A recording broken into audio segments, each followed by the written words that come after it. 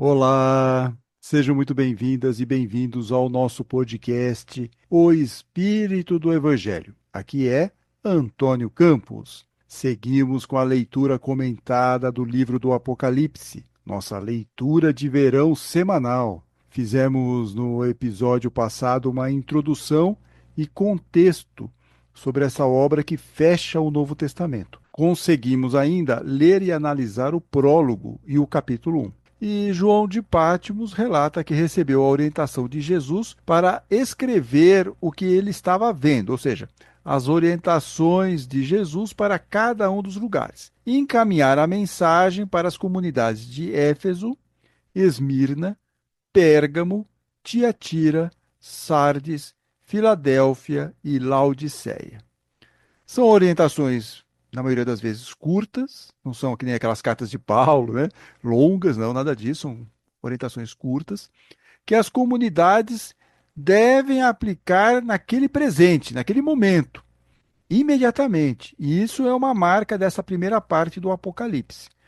A segunda parte do livro da Revelação é sobre as coisas que vão acontecer, o futuro, a predição. Lembrando que a ilha de Patmos, onde João estava provavelmente exilado, fica a cerca de 60 quilômetros do litoral da Turquia. É a área lá em que as 7 comunidades que vão receber a carta estavam mais ou menos localizadas. Tem algumas que estão um pouquinho mais para o interior, outras mais próximas do litoral. Mas, no final, Patmos está bem pertinho, 60 quilômetros do litoral da Turquia. As mensagens, apesar de serem específicas para cada comunidade, podem ter sido divulgadas na forma de circular. Ou seja, todo mundo teve acesso à íntegra das cartas. Todo mundo podia ter visto a carta do outro. Era uma carta circular. Provavelmente era uma carta circular. Quem trouxe essa ideia foi Orígenes, um dos pais da igreja, e ele propagou essa tese no início do século III.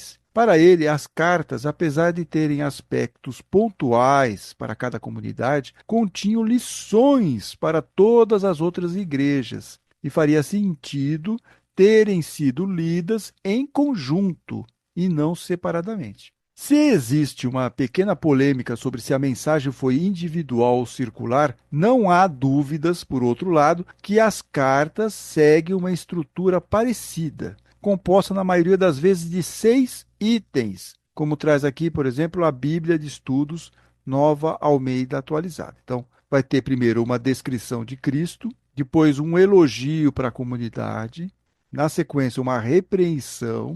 Vem em seguida a solução para o problema, a consequência se aquela comunidade continuar desobedecendo, e depois, no final, a promessa aos vencedores, aqueles que mudaram de posição, seguiram as orientações. Então, são 6 itens que vão estar, de alguma forma, presentes na maioria das cartas, não em todas as cartas. Tem comunidades, por exemplo, que não vão ser repreendidas. Tem duas aí, pelo menos, que não vão ser repreendidas. Então, dependendo da situação, ela vai seguir esse modelo, mas algumas talvez não tenham um item ou outro. É só para a gente ter uma ideia de que teve uma estrutura, teve um pensamento por trás na preparação destas cartas. E eu sempre, antes de entrar no texto lá do Apocalipse, para cada uma dessas cidades, eu vou dar aqui uma introdução importante para termos aqui alguma referência sobre cada uma dessas cidades, porque com essa informação fica mais fácil entender certas simbologias que estão sendo colocadas no texto, tá bom? Sobre Éfeso, a Bíblia de Jerusalém traz que a cidade era uma metrópole política e comercial da Ásia, a qual pertenciam as outras 6 cidades, ou pelo menos elas gravitavam em torno de Éfeso. A Bíblia de Estudos Ave Maria indica ainda que Éfeso era uma cidade famosa por seus ritos religiosos em homenagem à deusa grega Artemis, ou Diana, pela mitologia romana, cujo templo era uma das maravilhas do mundo antigo. Com seus 300 mil habitantes, Éfeso era considerada a luz da Ásia, grande centro comercial e religioso. E a comunidade cristã de Éfeso, é bom lembrar, surgiu pelo trabalho missionário de Paulo, como nós lemos lá em Atos dos Apóstolos. Ok? Introdução à cidade de Éfeso. Então agora nós vamos ler a carta para essa comunidade. Capítulo 2, versículo 1. Ao anjo da igreja em Éfeso, escreve: Assim diz aquele que segura as 7 estrelas em sua mão direita, o que anda em meio aos 7 candelabros de ouro. Anjo aqui, isso a expressão vai se repetir ao longo das outras 6 mensagens. O anjo aqui pode ser o responsável pela comunidade, o líder.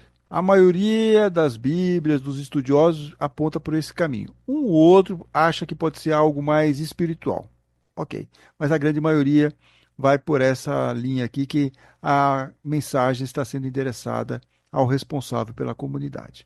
Bom, como eu disse, todas as mensagens elas vão começar com uma apresentação de Jesus. Então, aqui a apresentação de Jesus começa dessa forma. Assim diz aquele que segura as 7 estrelas em sua mão direita, o que anda em meio aos 7 candelabros de ouro, e como nós vimos no episódio passado, as 7 estrelas são os anjos, os responsáveis pelas 7 igrejas. E os 7 candelabros são as 7 igrejas.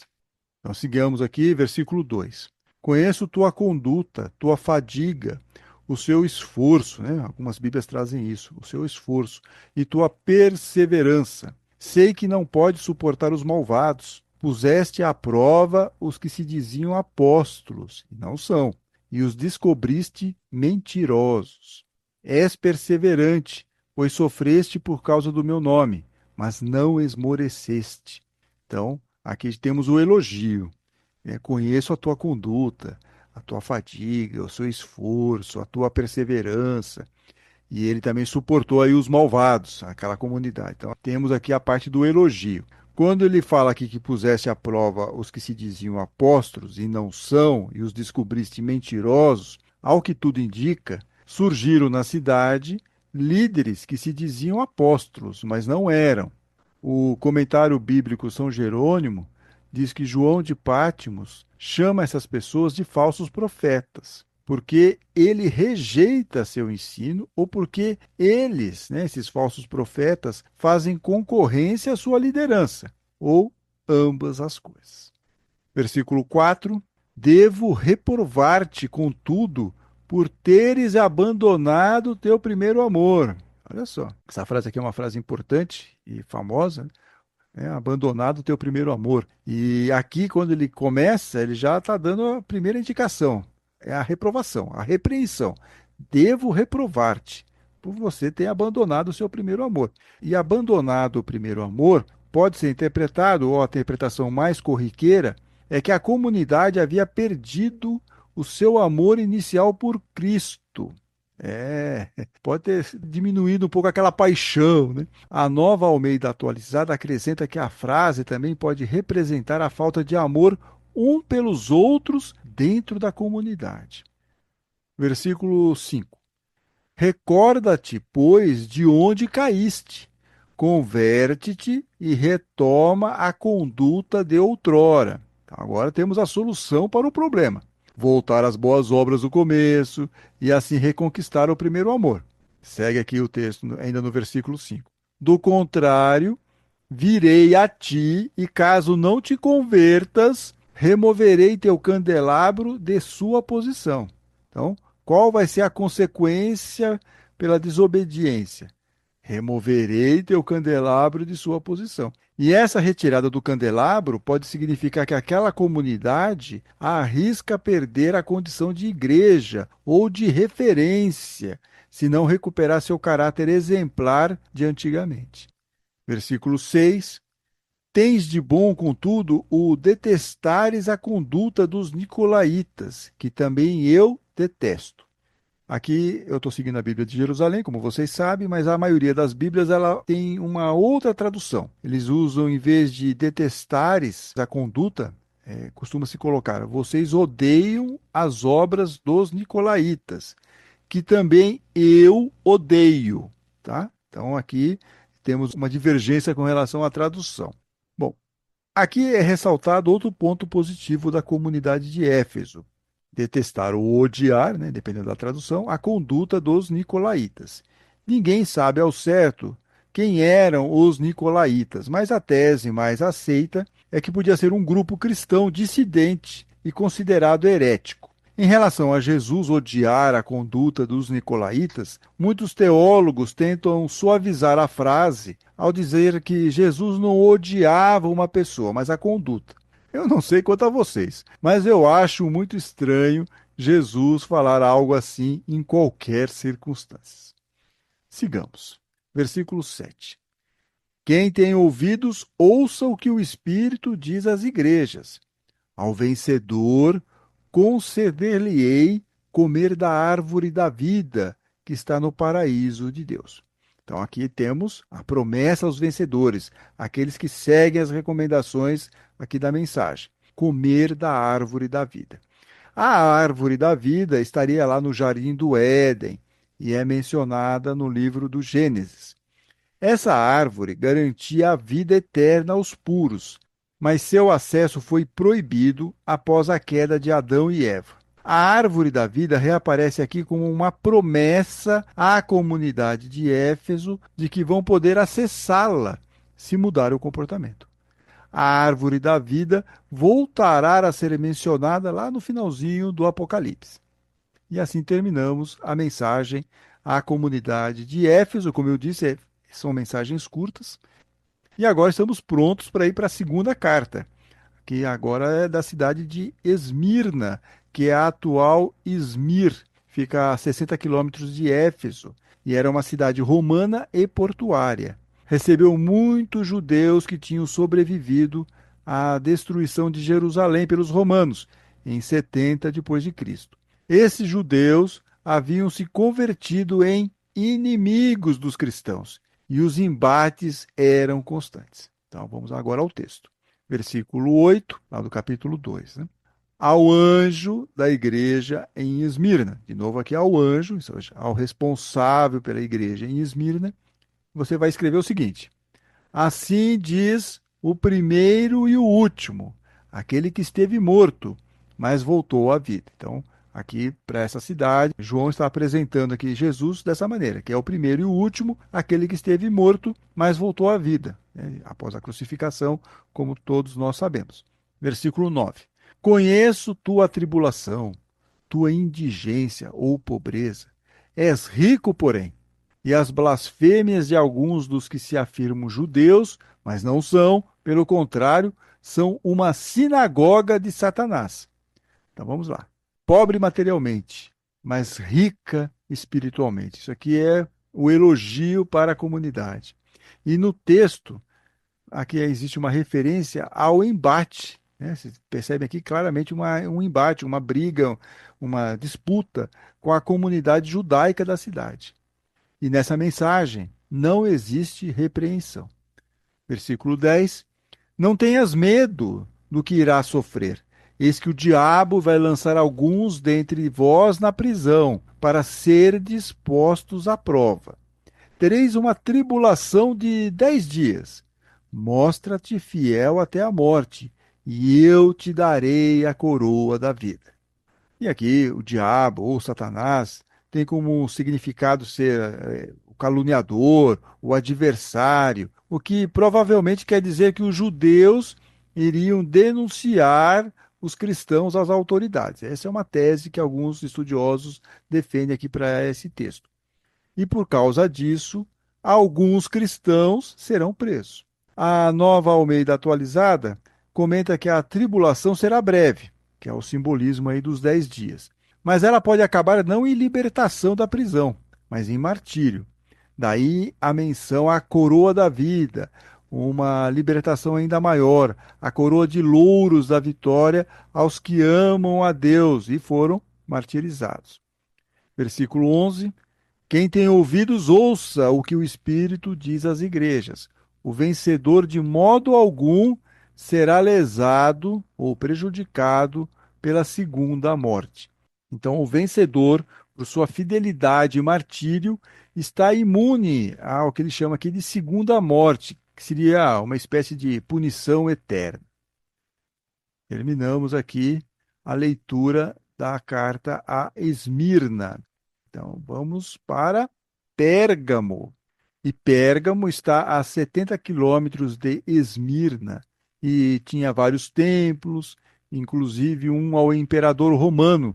e o culto ao imperador era obrigatório, o que causava um problemão para os cristãos.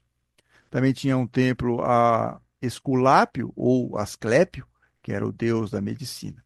A cidade era a residência do governador romano e possuía uma importante indústria de pergaminhos. Vamos agora à leitura. Versículo 12. De novo aqui, né? A referência ao anjo, dessa vez ao anjo da igreja em Pérgamo, ao líder da igreja em Pérgamo, escreve: Assim diz aquele que tem a espada afiada de dois gumes. Então, aqui há a apresentação de Jesus. Aquele que tem a espada afiada de dois gumes.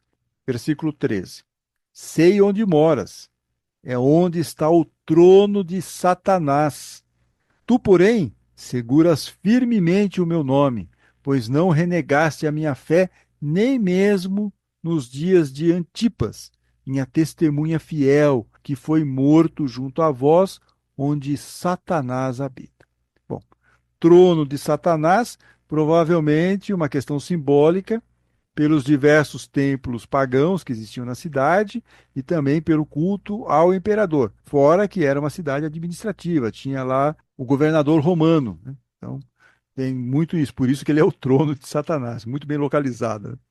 Bom, o Antipas. O Antipas é um mártir cristão que pode ter sido executado por se recusar a participar de algum culto pagão, desobedecer lá alguma orientação desse tipo. Até com uma similaridade à fuga de João para Patmos, né? Pode ser que essa tentativa de não obedecer certos rituais do paganismo ou do Império Romano, fazer com que fossem perseguidos ou até martirizados. No caso de Antipas, ele pode ter sido um mártir. No caso de João de Patmos, ele foi exilado na ilha de Patmos. Versículo 14. Tenho, contudo, algumas reprovações a fazer. Tens aí pessoas que seguem a doutrina de Balaão, o qual ensinava a Balaque a lançar uma pedra de tropeço aos filhos de Israel, para que comessem das carnes sacrificadas aos ídolos e se prostituíssem.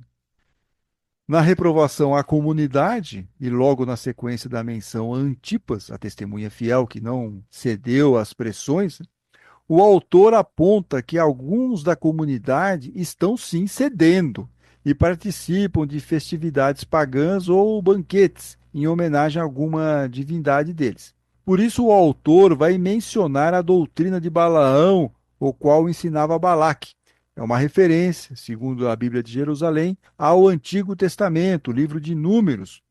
Balaão sugeriu a Balaque atrair os israelitas à idolatria, ou seja, não cultuar mais o Deus único.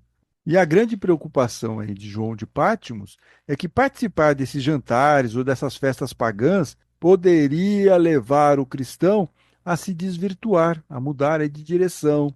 Por isso que é aqui a ideia, quando ele fala aqui no texto, né, comessem carnes sacrificadas aos ídolos e se prostituíssem. Aqui a ideia da prostituição não é a prostituição da parte sexual, mas é de se corromper, de ir para outro caminho, se desvirtuar. Portanto, a igreja em Pérgamo estava sofrendo muita influenciação para se conformar com esses padrões idólatras aí na opinião deles. Versículo 15. Do mesmo modo, tens também tu pessoas que seguem a doutrina dos nicolaítas. Então, para piorar a situação, algumas pessoas da comunidade seguiam os nicolaítas, os cristãos que eram considerados hereges. Versículo 16. Converte-te, pois, do contrário, virei logo contra ti para combatê-los com a espada da minha boca. O comentário aqui é o seguinte, olha, a solução é se converter ou voltar aí às origens, né?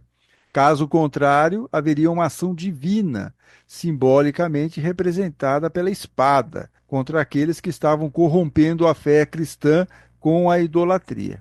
Como isso se daria? Vocês devem estar se perguntando. Uma boa pergunta, inclusive. Eu imagino, e aqui usando a doutrina espírita para nos ajudar nessa conversa, isso se daria talvez por uma influenciação espiritual que podia aí fazer a pessoa refletir e mudar de comportamento. Versículo 17. Quem tem ouvidos, ouça o que o Espírito diz às igrejas. Ao vencedor darei do maná escondido, e lhe darei também uma pedrinha branca, uma pedrinha na qual está escrito um nome novo, que ninguém conhece, exceto aquele que o recebe. Então a recompensa aqui é esse maná escondido e a pedrinha branca. Sobre isso existe uma diversidade de sugestões de interpretação. O maná, apesar de remeter ao livro do Êxodo, né, como você sabe, o maná caía do céu enquanto os hebreus caminhavam pelo deserto, pode ter outro significado aqui no Apocalipse. O maná escondido representaria a sustentação espiritual que Deus dá aos vencedores, ou seja, aqueles que permanecerem fiéis até o fim. Já em relação à pedrinha branca, ela traz uma cor ligada à pureza, à vitória e à alegria.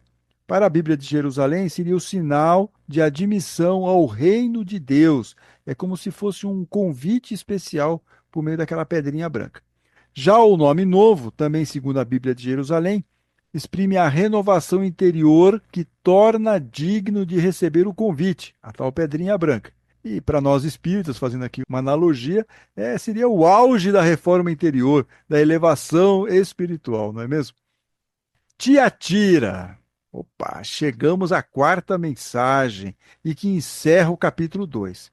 E o conteúdo desta carta à comunidade lá de Tiatira é um pouco mais extenso em relação aos demais e bem polêmico. Vocês vão perceber isso durante a leitura. Segundo Carlos Mestres e Francisco Orofino, lá no livro Apocalipse, Esperança, Coragem e Alegria, Tiatira era uma cidade menor e sem importância, que ficava no meio do caminho entre Pérgamo e Sardes. O lugar abrigava um templo a Apolo, com direito ao culto ao imperador, centro comercial e fabril, principalmente de tecidos, e industrial, forja de metais como ferro e bronze. Então vamos lá. Então, capítulo 2, versículo 18. Ao anjo da igreja em Tiatira, escreve: Assim diz o Filho de Deus, cujos olhos parecem chamas de fogo e cujos pés são semelhantes ao bronze. Então, aqui na apresentação de Jesus, já existe de alguma forma uma referência à metalurgia, né, com as chamas de fogo, pés semelhantes a bronze, tudo isso que é uma característica da cidade. Bem, versículo 19. Conheço tua conduta, o amor, a fé, a dedicação, a perseverança e as tuas obras mais recentes, ainda mais numerosas que as primeiras. Então, no elogio, a comunidade é forte no amor, o oposto aqui, né, entre parênteses, quem ninguém nos ouça, o oposto a Éfeso. Versículo 20. Reprovo-te, contudo, pois deixas em paz Jezabel, esta mulher que se afirma profetiza. Ela ensina e seduz meus servos a se prostituírem, comendo das carnes sacrificadas aos ídolos. Aqui na sequência, nos próximos versículos, eu vou comentar aqui sobre a Jezabel. Mas agora, nós vimos que este é o momento da repreensão. E vejam que voltamos aqui ao problema, que é o de comer os alimentos oferecidos aos deuses. Como esse é um tema recorrente, eu vou ler uma didática explicação de Carlos Mestres e Francisco Ourofino, que está aqui no livro Apocalipse de João, Esperança, Coragem e Alegria. Então, diz aqui esses dois autores. Naquele tempo, a carne distribuída nas festas e vendidas nos açougues vinha em grande parte dos templos. Nos templos, os bois e as ovelhas eram oferecidos aos deuses. Parte da carne era consumida pelo fogo, parte era consumida no banquete sagrado. A carne que sobrava era levada aos açougues e vendida ao povo. Muitos cristãos diziam: agora que somos cristãos, já não podemos comer dessa carne, pois comer carne sacrificada nos templos é o mesmo que participar dos sacrifícios feitos aos ídolos. De fato, assim era no Templo de Jerusalém, onde o povo participava do sacrifício comendo da carne que sobrava. Mas outros cristãos diziam o seguinte: não é nada disso. Essa carne é como qualquer outra, pode ser comida tranquilamente sem pecado. a questão era muito debatido nas comunidades. Alguns achavam que podiam comer de tudo, outros tinham medo de cometer pecado e não comiam. Então aqui percebe-se que há uma divergência. Provavelmente essa profetisa, que ele dá o nome aqui de Jezabel, não via problemas em comer essa carne. Porém, João de Patmos diz que isso era um absurdo. Versículo 21, 22 e 23. Eu vou fazer agora aqui um combo aqui. Dei-lhe um prazo para que se converta. Ela, Jezabel, porém, não quer se converter da sua prostituição. Ela não quer mudar de ideia. Eis que vou lançá-la no leito, e os que com ela cometem adultério, ou seja, a apoiam, têm essa mesma percepção de que não há problema comer aquela carne que foi consagrada lá no templo, vou lançá-la no leito e numa grande tribulação, ou seja, sofrimentos terríveis, a menos que se convertam de sua conduta. Tem que mudar de ideia, tem que mudar de postura. Farei também com que seus filhos morram, para que todas as igrejas saibam que sou eu quem sonda os rins, ou seja, as mentes e o coração, e a cada um de vós retribuirei segundo a vossa conduta. E aqui nós temos uma ligação com a abertura, né? Porque ele vai falar que ele é o Filho de Deus, cujos olhos parecem chamas de fogo. Simbolicamente, é com esses olhos, né, que são chamas de fogo, ele consegue fazer um raio-x do coração e da mente das pessoas. Mas olha, eu não sei a opinião de vocês, mas é um texto muito duro, ameaçador, vingativo. Particularmente, eu não consigo ver Jesus proferindo essas palavras. Pelo menos o Jesus dos evangelhos. Agora, vamos responder a grande dúvida de vocês. Quem era essa Jezabel? Obviamente, esse não era o nome verdadeiro dela, mas uma alusão a Jezabel, que era uma princesa fenícia, sacerdotisa do culto de Baal, uma divindade pagã, e foi casada com o rei Acabe, lá do Reino do Norte, também conhecido como Israel. Jezabel influenciou Acabe a adotar práticas religiosas pagãs, como a adoração de Baal, o que levou a um afastamento das tradições israelitas de adoração ao Deus único, né, a Yahvé. Então, o autor do Apocalipse quer fazer uma vinculação entre a pessoa que dirigiu uma comunidade ou um grupo, né, dessa comunidade em Tiatira com a princesa Jezabel. Para João de Patmos, essas pessoas desviavam a comunidade do bom caminho. Carlos Mestres e Francisco Orofino afirmam que, na época, havia muitas tensões e tendências diferentes nas comunidades, como nós estamos percebendo, né? Só que, naturalmente, vai sempre surgir uma tendência de querer padronizar as doutrinas e impor um caminho único como critério para todos. Como a doutrina da comunidade conduzida por essa mulher era diferente da que João de Patmos entendia ser a correta, ela será perseguida e, pelo jeito, com muita violência, pelo menos em palavras, como foi possível notar. Cabe ainda destacar uma questão de que uma mulher era líder de um grupo cristão. Isso aqui é importante. Uma mulher era líder de um grupo cristão. Também chama a atenção que justamente uma mulher é a única pessoa a ser desancada, né, vamos chamar assim, de ser criticada fortemente nas sete cartas. Por isso, a Bíblia Paulinas propõe corretamente, aqui no meu entendimento, uma leitura sensível à violência da linguagem empregada pelo texto contra a mulher. Isso aqui é importante, né? Em outras palavras, nós precisamos ficar atentos para não embarcar na misoginia do autor, até porque nós não temos o outro lado. Nós não fomos lá ouvir essa moça, que ele dá aqui o nome pejorativamente de Jezabel. Então nós não sabemos. Estamos vendo a visão dele em relação a isso. Então nós temos que tomar cuidado e é também muito significativo que ele só vá fazer isso contra uma mulher. Uma crítica forte contra uma mulher ao longo de sete cartas. Ao longo de sete cartas, ele vai pegar lá essa mulher e vai desancar a mulher. Bom, sigamos aqui na leitura, versículo 24. Quanto a vós, porém, os outros de Tiatira, que não seguem esta doutrina, os que não conhecem as profundezas de Satanás, como dizem, declaro que não vos imponho outro peso. O que tendes, todavia, segurai firmemente até que eu venha. Ao vencedor, ao que observar a minha conduta até o fim, conceder-lhe-ei autoridade sobre as nações. Então, a promessa aos vencedores, ou seja, para aquelas pessoas que vão perseverar no caminho que João de Patmos entende ser o melhor, e não aqui o da que ele denomina Jezabel. Então, esse que permanecer fiel vai receber aqui uma autoridade para governar junto com o Cristo. Não sei como isso se daria, uma aproximação espiritual, provavelmente.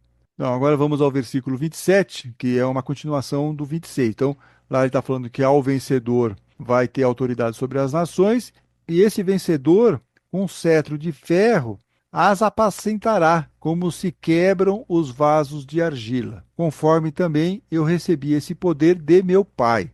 O uso do ferro indica uma autoridade firme e inquebrantável. A palavra apacentar refere-se a cuidar e governar, como um pastor cuida de suas ovelhas. E a imagem de quebrar vasos de argila sugere uma autoridade que destrói o mal e a injustiça com um poder irresistível, como se quebra aí um barro frágil. No 28, dar-lhe-ei ainda a estrela da manhã, ou ainda em outras traduções, vou dar ao vencedor a estrela da manhã. A estrela da manhã é uma metáfora associada a Cristo, que é chamado assim lá em Apocalipse, no capítulo 22, versículo 16. A estrela representa a luz, a esperança e a revelação divina.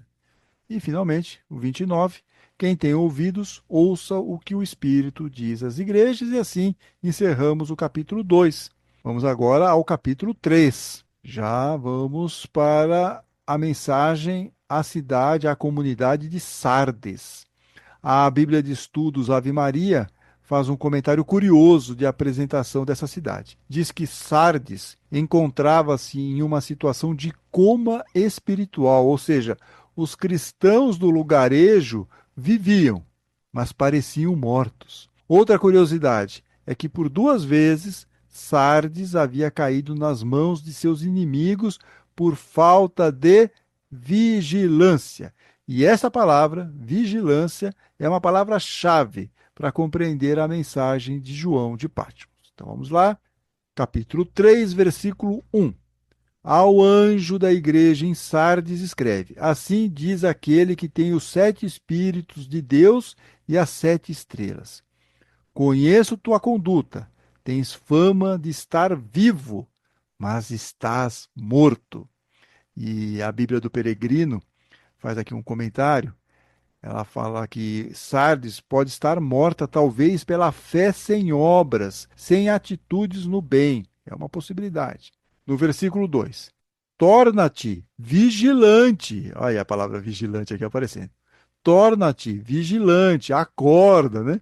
E consolida o resto que estava para morrer, pois não achei perfeita a tua conduta diante do meu Deus. Eu fui procurar aqui, eu não gostei muito dessa tradução, assim, pela maneira como está escrita. Eu fui procurar uma outra versão, uma coisa mais coloquial da Bíblia Nova Pastoral, né? Então diz o seguinte: seja vigilante, te fortaleça o que ainda não morreu, porque suas obras não têm sido bem feitas diante do meu Deus. Tá? Então aqui é a tradução da Bíblia Nova Pastoral. Seja vigilante e fortaleça o que ainda não morreu, porque suas obras não têm sido bem feitas diante do meu Deus. Ou seja, mude de comportamento e volte a conviver com aqueles que ainda não se perderam. Segundo José Bortolini, no livro Como Ler o Apocalipse, essas pessoas marginalizadas pela comunidade seriam a única esperança dos cristãos de Sardes, porque os outros estavam indo para um outro caminho e marginalizavam aqueles que permaneciam, na visão aqui de João de Patmos, no caminho certo. Versículo 3. Lembra-te, portanto, de como recebeste e ouviste. Observa-o e converte-te. Caso não vigies, de novo, caso não vigies, virei como um ladrão, sem que saibas em que hora venho te surpreender. Em Sardes, contudo, há algumas pessoas que não sujaram as suas vestes. Elas andarão comigo vestidas de branco, pois são dignas. aquilo que nós estávamos falando, né? Tem pessoas lá que foram marginalizadas pela comunidade, mas essas perseveraram no caminho correto. Então, Jesus está falando aqui, o João de Patmos, que elas não sujaram as suas vestes, essas pessoas, e elas andarão comigo vestidas de branco, pois são dignas. Versículo 5. O vencedor se trajará com vestes brancas, e eu jamais apagarei seu nome no livro da vida. Proclamarei seu nome diante de meu Pai e dos seus anjos. Aqui é a recompensa, né? Na Bíblia do peregrino, vestes brancas ou reluzentes seriam um sinal de glória, no sentido que os fiéis receberiam aí, né, após a sua morte. O livro da vida é onde estariam registrados os destinatários à vida eterna, como aparece no livro do Êxodo, capítulo 32, versículo 32. Ou aqueles que entrarão na Nova Jerusalém, que vai aparecer lá no Apocalipse, no capítulo 21. Versículo 6, e fim de carta: quem tem ouvidos, ouça o que o Espírito diz às igrejas. E agora vamos à mensagem para a cidade de Filadélfia. E uma curiosidade: Filadélfia quer dizer amor fraterno ou fraternidade. Se Tiatira recebeu uma mensagem dura, a pequena comunidade de Filadélfia, localizada entre Sardes e Colossos aqui para onde uma das cartas, pelo menos atribuída de Paulo, vai, né? Que é a carta aos Colossenses. Então tá aqui, tá todo mundo meio junto aí nessa região. Então, a pequena comunidade de Filadélfia teve tratamento oposto ao de Tiatira. A Bíblia de Estudos Ave Maria diz que Filadélfia recebeu um tratamento mais pessoal, cheio de ternura. Talvez porque tenha permanecido fiel no meio de dificuldades e perseguições, e não misturou a fé com outras doutrinas e práticas incompatíveis com ela. Agora, deve preparar-se para uma tribulação geral, para um problemão aí. Provavelmente por um conflito entre judeus, fariseus, contra cristãos, principalmente daqueles que vieram do judaísmo. De novo, uma briga religiosa. Curiosamente, a comunidade de Filadélfia é parecida com Esmirna, pobre e fraca, mas sem defeitos. Versículo 7, então vamos lá. Ao anjo da igreja em Filadélfia escreve: assim diz o santo, o verdadeiro, aquele que tem a chave de Davi, o que abre e ninguém mais fecha, e fechando, ninguém mais abre. Então, aqui na apresentação de Jesus, diz o comentário bíblico São Jerônimo, ele é o único mediador entre Deus e a humanidade. Então, Jesus é o único mediador entre Deus e a humanidade. É ele que tem a chave. É ele que abre. Ninguém mais fecha. E fechando, ninguém mais abre. Ele é o intermediário. Versículo 8. Conheço a tua conduta. Eis que pus à tua frente uma porta aberta que ninguém poderá fechar. Pois tem pouca força, mas guardaste a minha palavra e não renegaste meu nome. A Nova Almeida Atualizada sugere que, por causa das desavenças com os judeus, os cristãos estavam sendo expulsos das sinagogas. Por isso, a mensagem diz que Jesus colocou uma porta aberta para esses excluídos. Ou seja, eles continuarão a ser amparados espiritualmente. Versículo 9. Vou entregar-te alguns da sinagoga de Satanás, que se afirmam judeus, mas não são, pois mentem. Farei com que venham prostrar-se, ajoelhar-se a teus pés e reconheçam que eu te amo. Uma interpretação usual é que alguns judeus fariseus irão se converter ao cristianismo, né? E desses que estão brigando, discutindo, no fim eles vão reconhecer que eles estão no lado errado e precisam ir para o outro lado. Então, seria isso aqui que o versículo 9 está querendo nos mostrar. Versículo 10. Visto que guardaste a minha palavra de perseverança, também eu te guardarei da hora da provação que virá sobre o mundo inteiro, para submeter ou colocar à prova os habitantes da terra.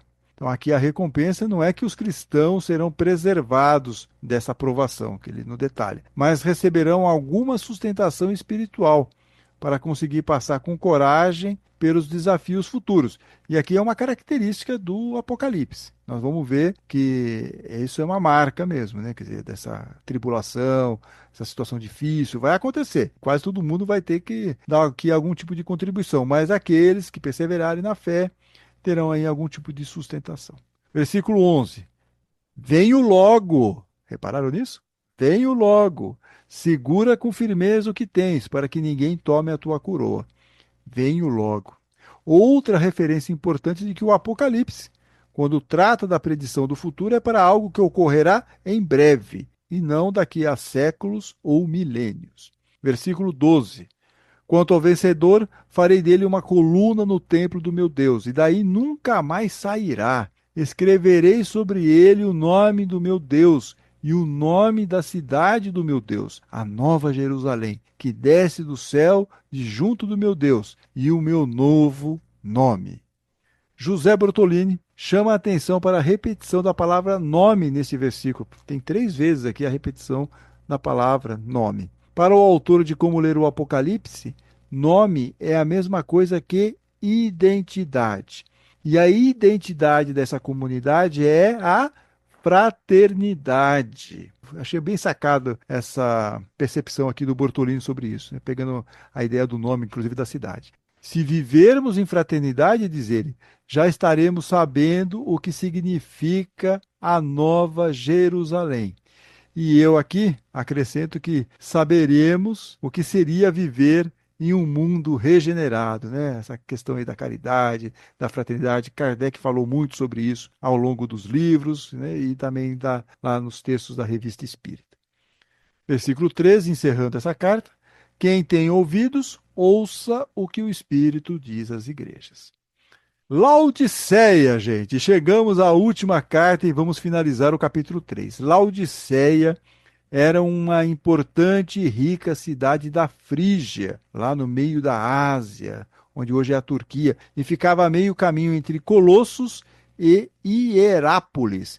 E Hierápolis é famosa pelas águas termais que abasteciam Laodiceia. Também possuía um importante centro médico oftalmológico, cuidava lá da vista, tinha especialistas na parte do cuidado com os olhos. Também possuía um polo de produção de roupas e um destacado setor bancário.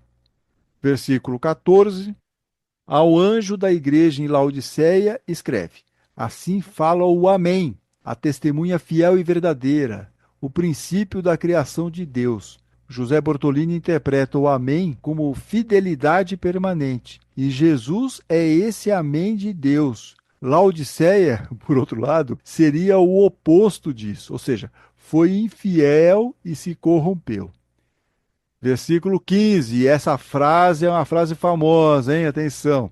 Conheço a tua conduta, não és frio nem quente. Oxalá, quem dera, fosses frio ou quente. Assim, porque és morno, nem frio nem quente, estou para te vomitar de minha boca.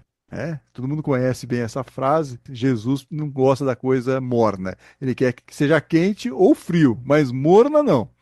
Então aqui a ideia é de uma comunidade indiferente. Não tem a capacidade de amar, era morna, como as águas termais que recebia.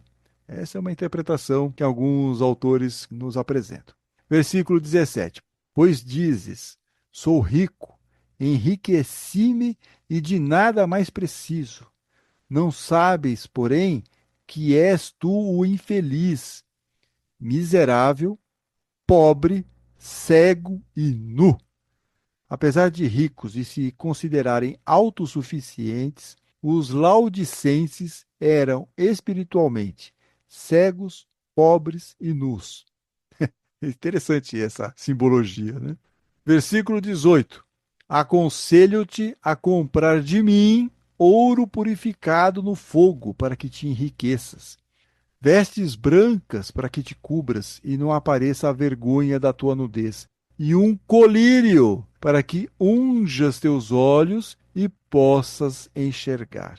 Então, João de Pátimos propõe uma reconexão da comunidade com Jesus e faz referências aos principais produtos da cidade, né, como a fabricação de roupas, as vestes brancas, os tratamentos oftalmológicos, o tal do colírio. Só assim aqueles cristãos voltarão a enxergar espiritualmente. Mas para isso vão precisar sair daquela zona de conforto, daquela situação que fica lá, né, morninho. Não, não pode ficar no morninho. Tem que ser ou frio ou quente, mas morno não. No 19. Quanto a mim, repreendo e educo todos aqueles que amo. Isso é bonitinho, né? É fofo essa parte. Repreendo e educo todos aqueles que amo. Ou seja, ele está falando tudo isso porque ele considera, ele ama aquela comunidade. Recobra, pois, o fervor e converte-te. Versículo 20, outra frase famosa que você já deve ter visto isso em algum lugar. Eis que estou à porta e bato. Se alguém ouvir a minha voz e abrir a porta, entrarei em sua casa e cearei com ele e ele comigo. Olha, não é famosa essa frase? É tão bonita, né? Então, agora, depois da repreensão, cabe a cada um fazer a sua parte e se conectar com os ensinamentos de Jesus. E Jesus está à porta. O que ele está esperando? Essa imagem é bonita, né? Está esperando que você abra a porta, que você o receba novamente. É muito legal isso. Quando você convida, você permite que Jesus entre novamente, você vai cear com ele, você estará ao lado de Jesus. Então é uma ideia muito poderosa e por isso que essa frase é tão famosa. 21. Ao vencedor concederei sentar-se comigo no meu trono, assim como eu também venci e estou sentado com meu Pai em seu trono. Então, aqui é uma preparação para o início do capítulo 4. Por quê? Porque ele está falando de trono aqui, certo? E nós também veremos e seremos apresentados no capítulo 4 ao trono de Deus. E aí encerramos o 22. Quem tem ouvidos, ouça o que o Espírito diz às igrejas. E assim terminamos a leitura das 7 cartas e do capítulo 3. Acho que deu para vocês repararem que muitas das informações que mencionamos no episódio passado, lá na parte do contexto histórico, se materializaram aqui na leitura dessas cartas, né? Claramente as comunidades estavam cansadas, sentiam-se oprimidas, não conseguiam encontrar uma maneira de interagir lá no mundo pagão, sofriam perseguições e muitos membros da comunidade estavam sendo expulsos lá das sinagogas, sofrendo hostilidades das comunidades judaicas. João de Patmos tenta dar um sacode aí, né? Um ânimo para essa turma, para a maioria das comunidades retomarem aí o curso inicial, para não desanimarem, não perderem a esperança e perseverarem na manutenção ao primeiro amor, né? Se reconectar novamente com Jesus que está lá batendo na porta, né? Como é citado tanto lá na carta à comunidade em Éfeso, como aqui na comunidade de Laodiceia. Para muitos de nós, essas cartas parecem tratar de assuntos distantes da nossa realidade, mas essa visão é um pouco equivocada. Tente imaginar que a sua comunidade de fé vai receber uma carta de João de Patmos. Ih, rapaz, não dá ideia, Antônio, não dá ideia. O que essa carta diria? O que teria de mensagem para o seu grupo ou para você em particular? Será que estamos acomodados como os cristãos de Laodiceia? Estamos frios, quentes ou morninhos? Será que esquecemos o primeiro amor como a comunidade de Éfeso? Ou estamos pouco vigilantes com os nossos pensamentos e atitudes lá como a comunidade em Sardes? Estamos realizando as boas obras? Boas questões que as cartas às 7 igrejas nos trazem para uma reflexão. Uma ajuda adicional para essa autoanálise vem da doutrina espírita. A questão 918 do Livro dos Espíritos diz que o espírito prova sua elevação quando todos os atos de sua vida corporal representam a prática da lei de Deus e quando compreende antecipadamente a vida espiritual. Bacana, né?